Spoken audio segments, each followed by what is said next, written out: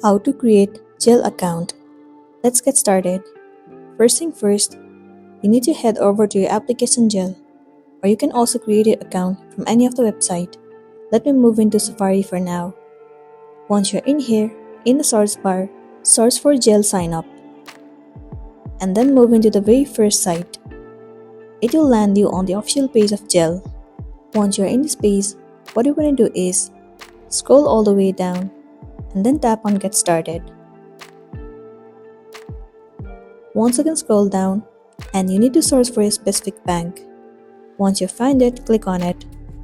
Tap on Continue. Now what you're going to do is click on Enroll Now.